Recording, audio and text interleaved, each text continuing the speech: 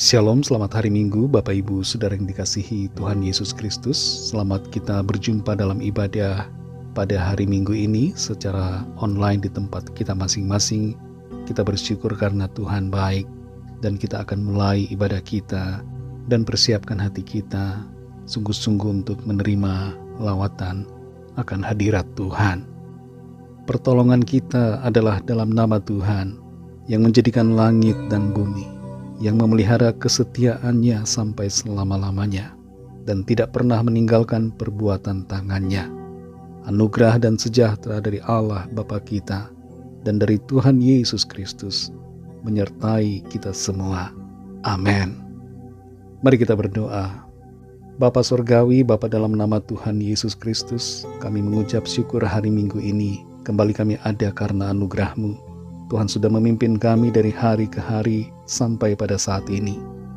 Dan pada saat ini kami rindu untuk memuji Tuhan, menyembah-Mu, dan menerima lawatan-Mu lewat kebenaran firman-Mu. Kuasa firman-Mu mengubahkan kami. Kuasa firman-Mu menuntun kami untuk menjadi semakin baik dan sempurna seperti kehendak-Mu. Pimpin kami Tuhan di tempat kami masing-masing, agar sungguh-sungguh ibadah ini berkenan kepadamu, dan kami menerima impartasi kuasa Allah dalam kehidupan kami. Roh Kudus, biarlah Engkau memimpin ibadah ini dari awal sampai akhir, dan kami dikuatkan, diteguhkan dengan kuasa firman. Dalam nama Tuhan Yesus kami berdoa. Haleluya. Amin.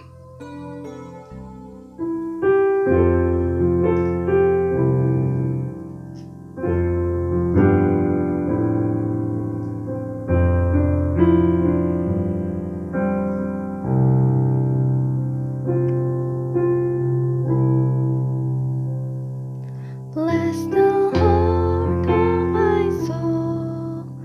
oh my soul, worship His holy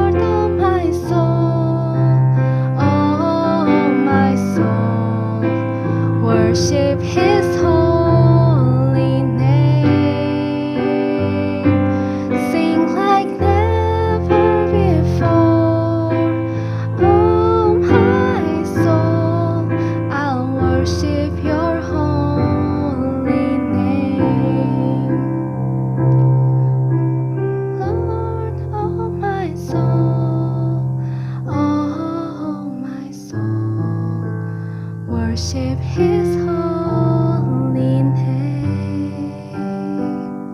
Sing like never before, oh my soul, I'll worship Your holy name.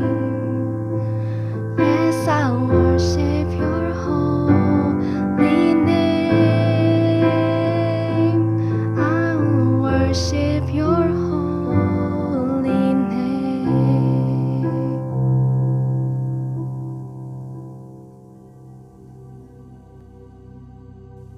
Mari kita siapkan hati kita untuk mendengarkan firman Tuhan. Terima kasih Tuhan Yesus, kami mengucap syukur ya Bapa, oleh karena anugerah-Mu, kami memuji kebesaran-Mu. Tuhan, Engkau baik buat kami. Kasih karunia-Mu selalu Tuhan limpahkan dalam hidup kami. Terima kasih untuk kesempatan kami boleh memuji-Mu, kami boleh menyembah-Mu, mengucap syukur karena kasih-Mu. Saat ini kami mau mendengar sabda firman-Mu. Urapi kami, jamah hati kami Roh Kudus, supaya kami mengerti akan kebenaran firman-Mu. Dalam nama Tuhan Yesus kami berdoa. Haleluya. Amin. Saudara yang dikasih Tuhan, dalam kesempatan kali ini saya akan menyampaikan kebenaran firman Tuhan dengan tema perang dalam pikiran. Kita akan belajar dari kitab Keluaran dan kita akan sama-sama merenungkan serta mendengarkan firman Tuhan yang berbicara kepada kita, khususnya berkaitan dengan pikiran kita. Kita akan baca dalam Keluaran pasal 14 ayat 13-14. Tertulis demikian. Tetapi berkatalah Musa kepada bangsa itu, janganlah takut, berdirilah tetap, dan lihatlah keselamatan dari Tuhan yang akan diberikannya hari ini kepadamu. Sebab orang Mesir yang kamu lihat hari ini, tidak akan kamu lihat lagi untuk selama-lamanya. Tuhan akan berperang untuk kamu, dan kamu akan diam saja. Demikian pembacaan firman Tuhan. Biarlah kita semua yang membaca dan mendengar menjadi pelaku-pelaku firman Tuhan yang taat dan setia. Saudara yang dikasih Tuhan, perang yang paling sering dan tidak pernah berhenti terjadi bukanlah di wilayah-wilayah konflik antara Rusia dan Ukraina, antara Israel dan Palestina, dan berbagai wilayah lainnya. Tapi perang yang tidak pernah berhenti adalah di dalam pikiran kita. Dalam pikiran kita ini ada peperangan antara dosa dan kebenaran, antara melakukan keinginan-keinginan kita sendiri, keinginan hawa nafsu kita, ataukah melakukan apa yang menjadi keinginan atau kehendak Tuhan. Ada perang dalam pikiran kita antara kekhawatiran atau percaya kepada Tuhan, ketakutan atau mengandalkan Tuhan, kebimbangan atau iman. Berbagai pikiran seringkali berkecamuk. Apakah kita memilih untuk menuruti apa yang menjadi kemauan Tuhan, atau kita memilih pikiran kita sendiri? Apakah kita mau marah atau kita mau mengampuni? Apakah kita mau berbuat baik atau berbuat yang jahat? Apakah kita mau membicarakan orang lain, bergosip, memfitnah, ataukah kita menahan mulut kita dari perkataan yang tidak berkenan? Pilihan ada pada kita. Kita perlu menundukkan pikiran kita kepada kehendak Tuhan. Sebelum kita membahas khusus tentang pikiran berkaitan dengan ayat nats yang kita baca, kita akan mengupas sedikit intisari dari kitab Keluaran. Kitab Keluaran sesuai dengan namanya, dalam bahasa Inggris Exodus, berbicara tentang keluarnya bangsa Israel dari perbudakan di Mesir. Setelah sekitar 430 tahun berada di sana, pada akhirnya bangsa ini keluar bebas, merdeka dari penjajahan bangsa Mesir. Mereka dibawa oleh Tuhan kembali ke tanah perjanjian, sebuah wilayah yang sudah dijanjikan Tuhan kepada Abraham. Nah, beberapa intisari pokok dari kitab Keluaran. Yang pertama adalah Tuhan memilih Musa untuk memimpin bangsa Israel keluar dari Mesir. Ketika Tuhan memilih Musa, Musa berusaha tawar-menawar dengan Tuhan. Musa berkata, saya tidak bisa berbicara, saya tidak mampu, pilih saja orang lain. Tapi pilihan Tuhan tetap pada Musa. Kita tidak bisa, saudara, berusaha lari dari panggilan Tuhan. Tidak bisa. Kalau Tuhan sudah memilih kita, maka kita harus taat pada panggilan Tuhan. Yunus berusaha melarikan diri dari panggilan Tuhan, tapi Tuhan mengejar Yunus. Pelariannya hampir membuat dia mati, tapi Tuhan masih memberikan kesempatan untuk Yunus melakukan dan menyelesaikan tugas panggilan Tuhan. Hal yang kedua dari kitab Keluaran adalah kita membaca tentang 10 tulah di Mesir. Hal ini terjadi karena Firaun begitu bebal terhadap apa yang menjadi kehendak firman Tuhan. Berulang kali Firaun mengubah hatinya, tapi kemudian dia mengeraskan hati.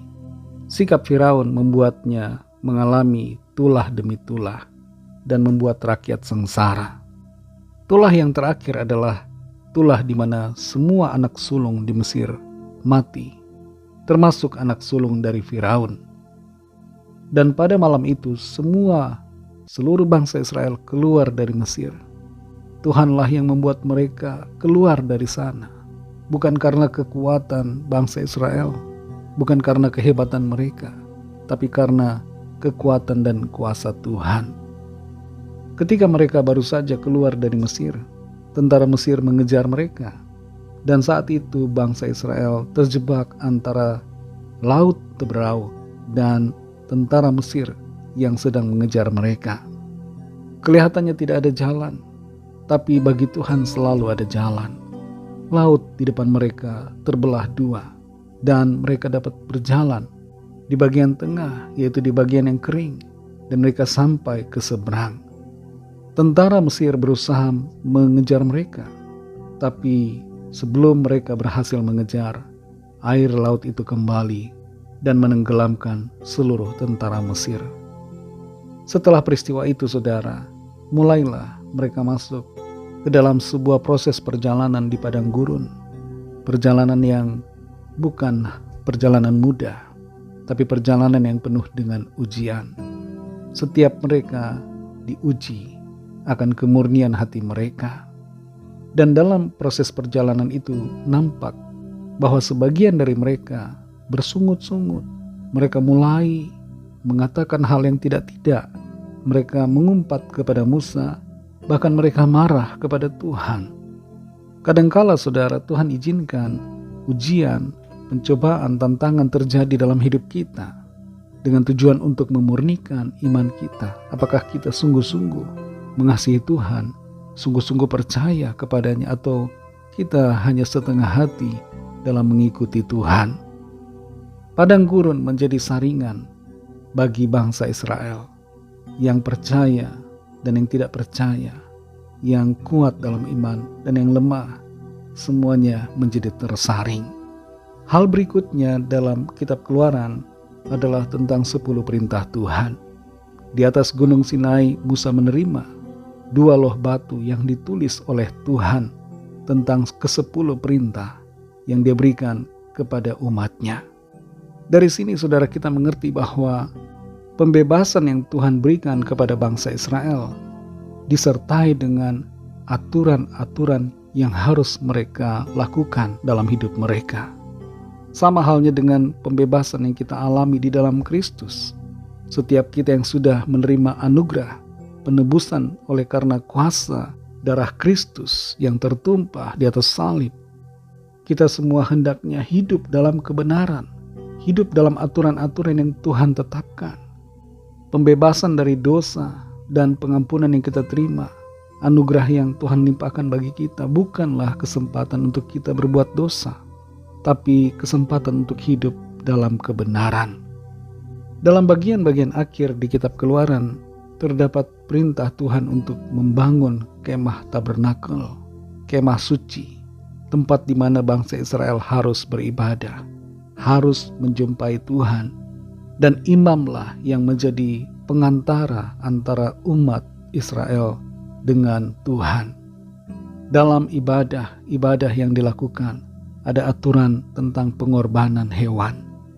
pengorbanan hewan, pengorbanan lembu, kambing, domba itu adalah gambaran tentang pengorbanan Kristus. Binatang tidak dapat menghapus dosa manusia.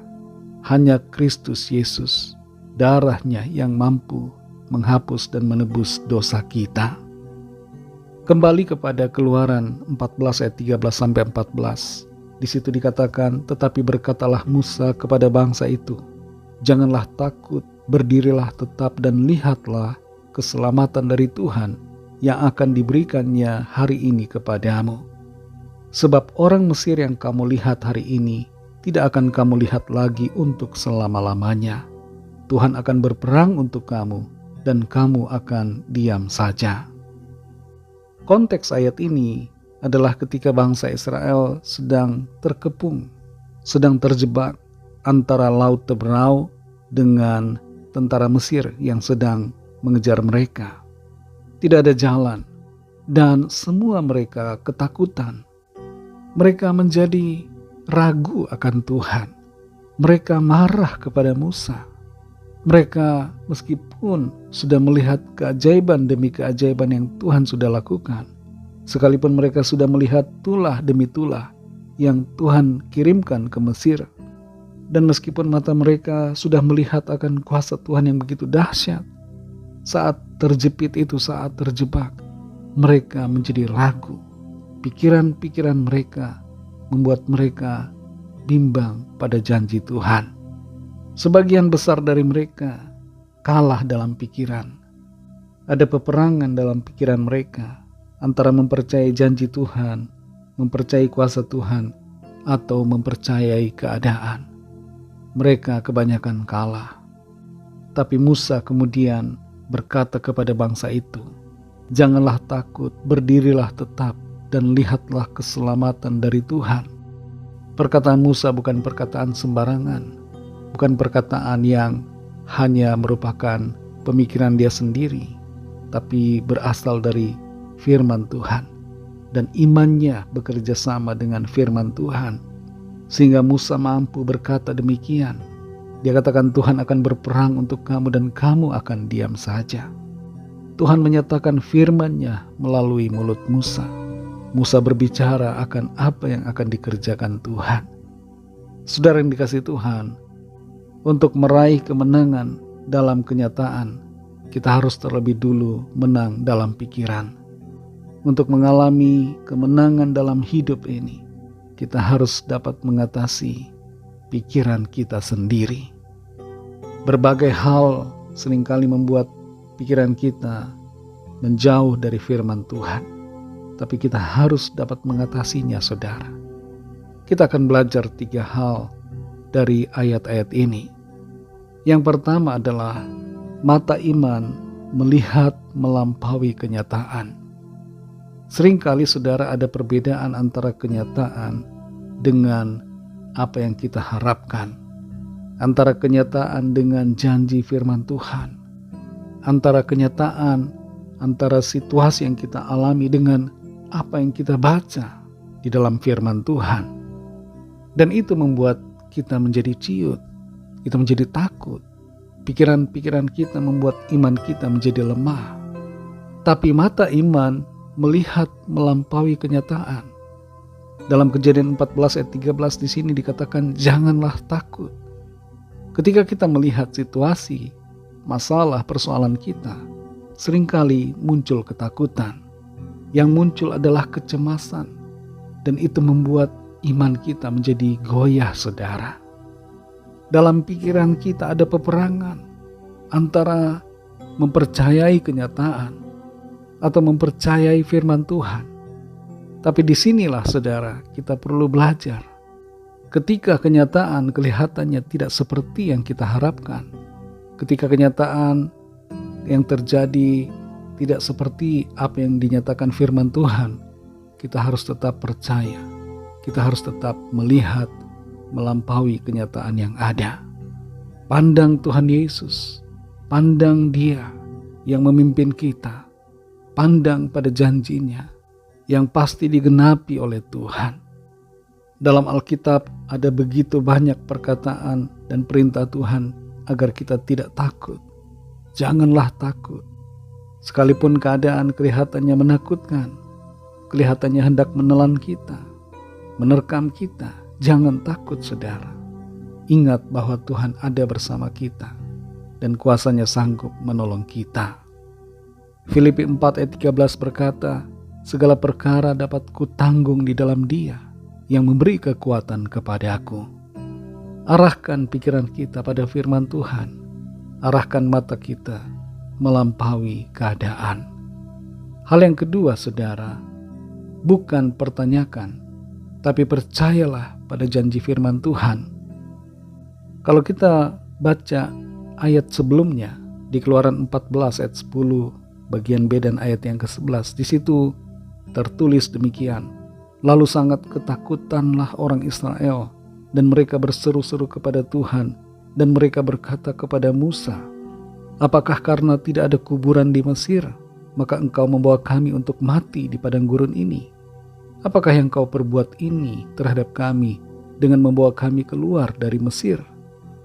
Perhatikan di sini saudara, pikiran bangsa Israel kebanyakan pada waktu itu sudah dipenuhi dengan ketakutan, kekhawatiran, kebimbangan. Mereka semua takut ketika terjebak antara laut dan tentara Mesir. Mereka tidak melihat ada harapan. Mereka merasa bahwa mereka sudah pasti mati pada saat itu. Mereka lupa pada Tuhan yang punya kuasa dan yang maha berdaulat atas segalanya. Mereka bertanya-tanya, bahkan mereka mengejek janji firman Tuhan. Mereka katakan, apakah karena tidak ada kuburan di Mesir, maka engkau membawa kami untuk mati di padang gurun ini? Apakah yang kuperbuat ini terhadap kami dengan membawa kami keluar dari Mesir? Kalau kita sedang ada dalam masalah, jangan pertanyakan kuasa Tuhan. Jangan pertanyakan mengapa, tapi nyatakan iman.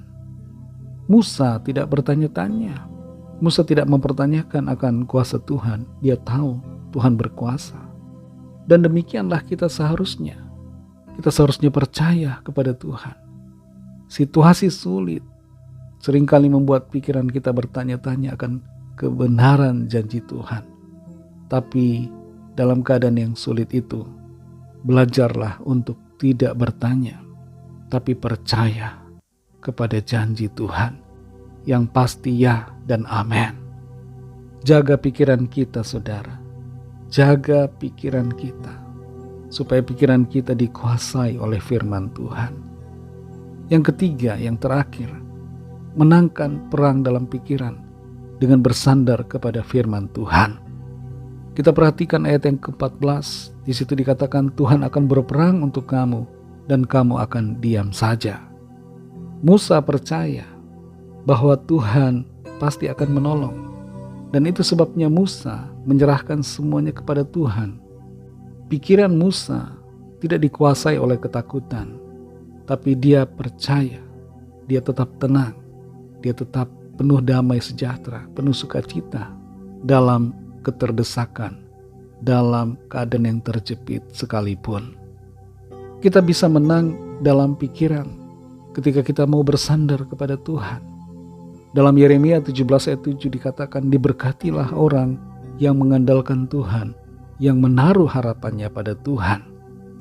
Kalau kita menaruh harap pada manusia, kalau kita menaruh harap pada kekuatan kita sendiri, kalau kita menaruh harap pada sesuatu yang di luar Tuhan, kita pasti akan takut saudara. Mungkin untuk sementara kita tenang, tapi pada satu titik kita akan mengalami ketakutan. Karena sebenarnya manusia tidak dapat diandalkan. Kekuatan kita tidak dapat kita andalkan.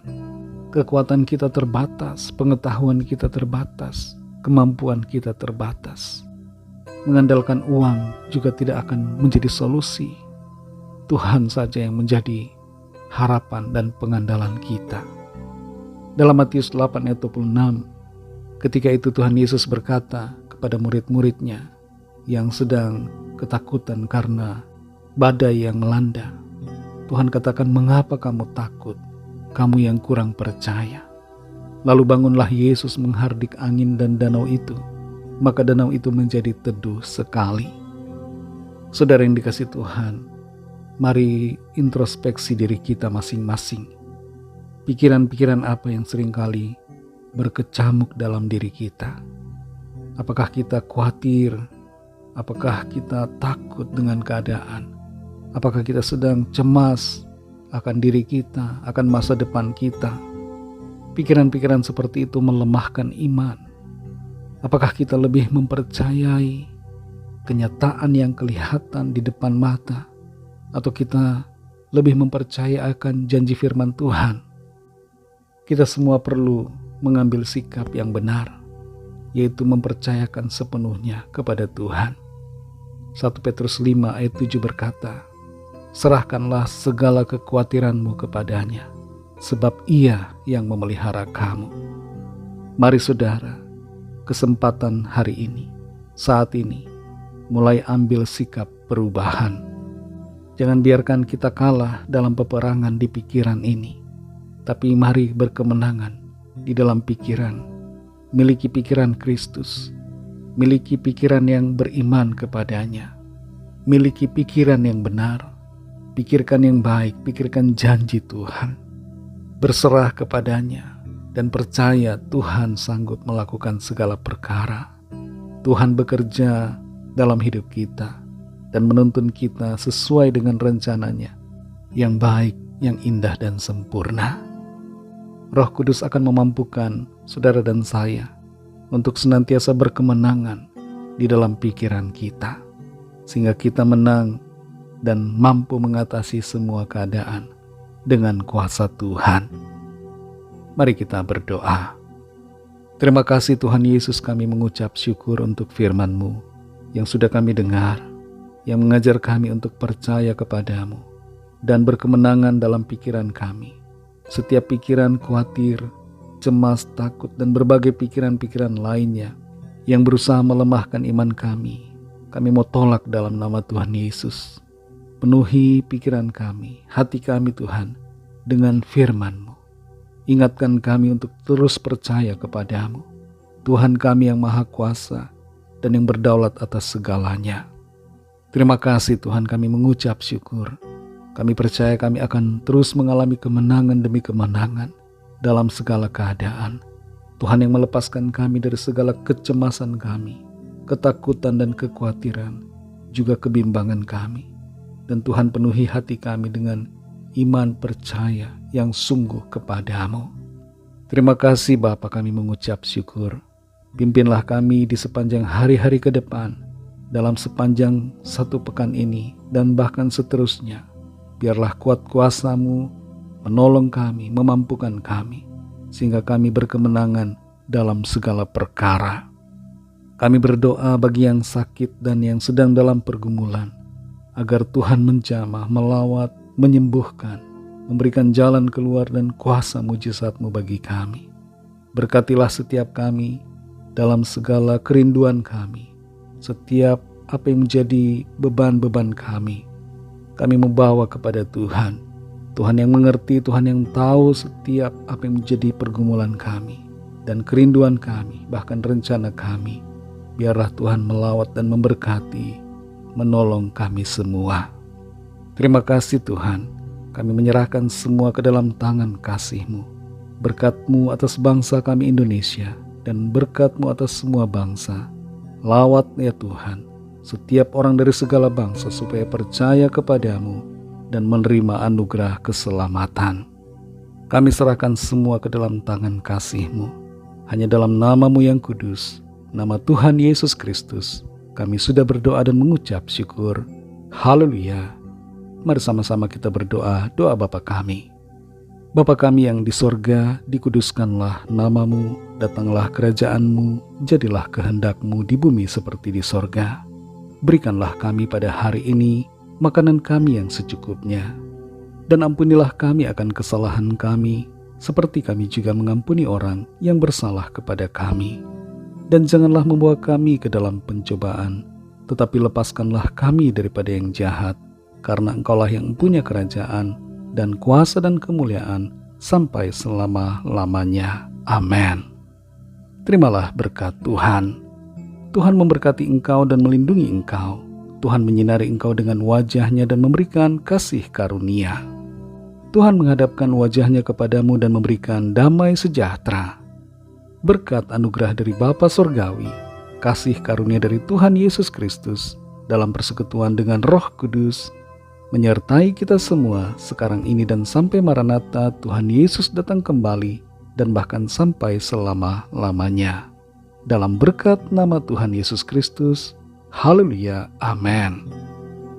Puji Tuhan, saudara yang dikasihi Tuhan, ibadah kita secara online sudah selesai, tapi ibadah kita secara pribadi terus berlanjut karena ibadah yang sejati adalah kehidupan kita yang dipersembahkan kepada Tuhan setiap hari. Tuhan Yesus memberkati saudara semua. Sampai jumpa dalam ibadah yang selanjutnya. Haleluya.